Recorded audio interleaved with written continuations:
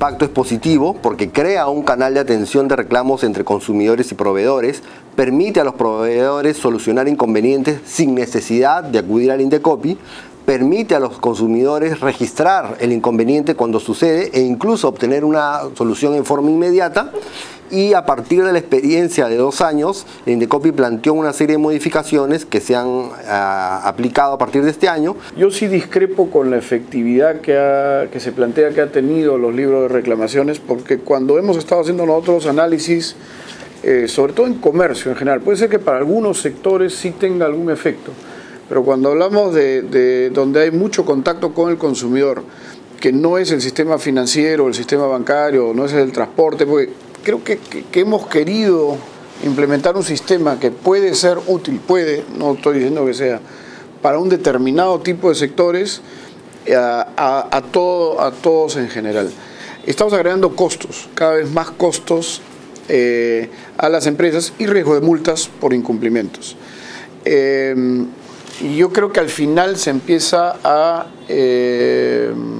desatender el verdadero fin de la protección del consumidor y más bien generar todo un sistema burocrático y administrativo que está sí recabando información, pero no necesariamente mejorando la calidad del servicio del libro de reclamaciones. Nosotros, de hecho, antes de la promulgación de la norma que estableció el libro de reclamaciones, ya teníamos un sistema de reclamos y al cual estábamos obligados a dar respuesta en un plazo de 30 días por la misma norma sectorial de la SBS.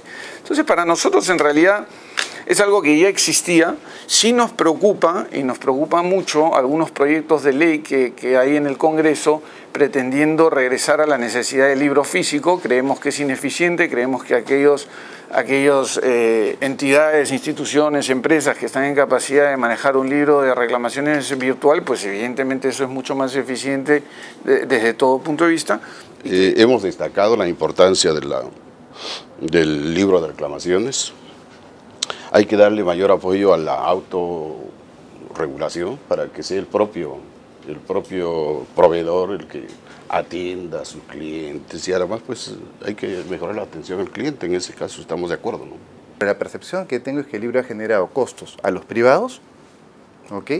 Costos al propio Indecopi, que tiene que destinar una gran cantidad de recursos en fiscalización, monitoreo e implementación, a pesar que Indecopi tiene recursos escasos para hacer sus funciones.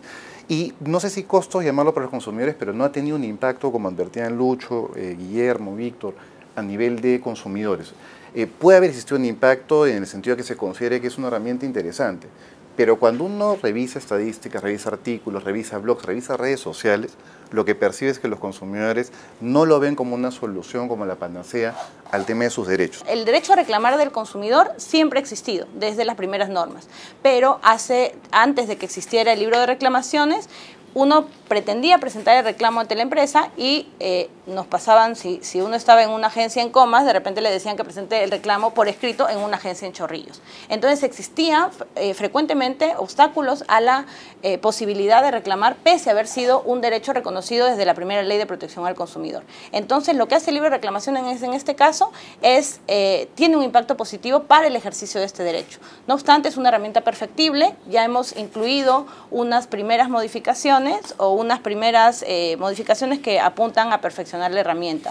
El fondo del tema, que es facilitar el derecho del consumidor al reclamo, ver que tenga más posibilidades de defenderse de una mala práctica de un proveedor, eso no está en discusión. Y eso más bien tenemos que fomentarlo entre todos y es lo que debemos hacer. Pero nosotros sí creemos que el mecanismo que se ha creado no funciona. Y que no está cumpliendo el costo-beneficio, digamos, para lo que fue creado, ¿no? Las modificaciones al reglamento del libro de reclamaciones señalan la posibilidad de que el Indecopi, en el caso de las micro y pequeña empresa, notifique una medida preventiva, que simplemente antes de sancionar informe a este proveedor de la obligación y le dé la oportunidad de cumplir con la obligación en el plazo de 5 días hábiles, sin necesidad de sancionar.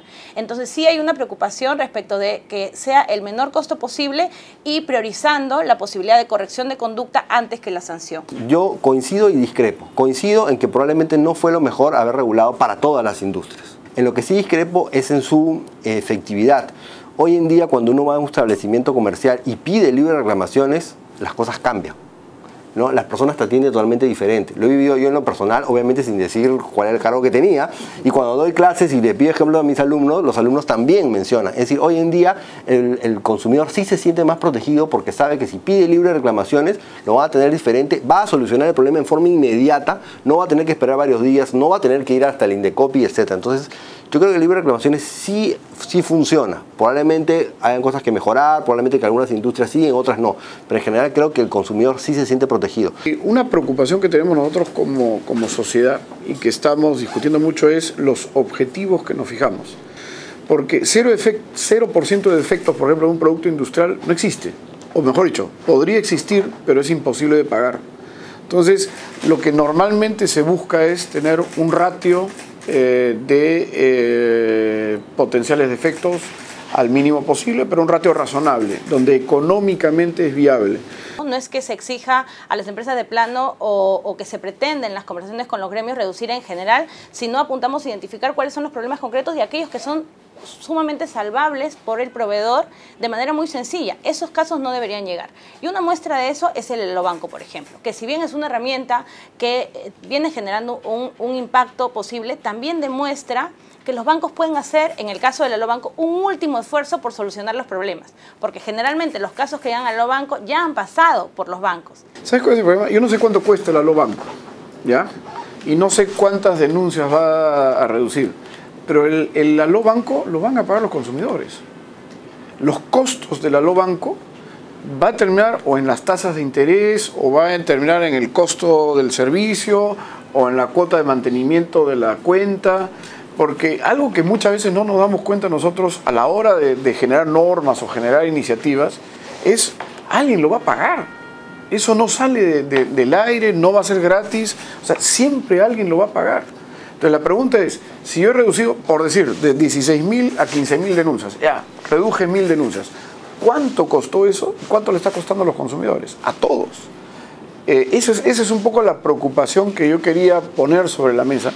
Porque terminamos, como digo, midiendo qué bien, he logrado un 10% de reducción de denuncias, ¿correcto? Ya, pero ¿cuánto costó eso? ¿Y quién lo está pagando? Hay la necesidad de crear un sistema porque no hay cero defecto. Y bueno, sí, alguien tiene que asumir ese costo. Tratamos que ese costo sea lo más racional y aplicar un criterio adecuado para poder solucionarlo. Eso es lo que está buscando el tema Indecopi.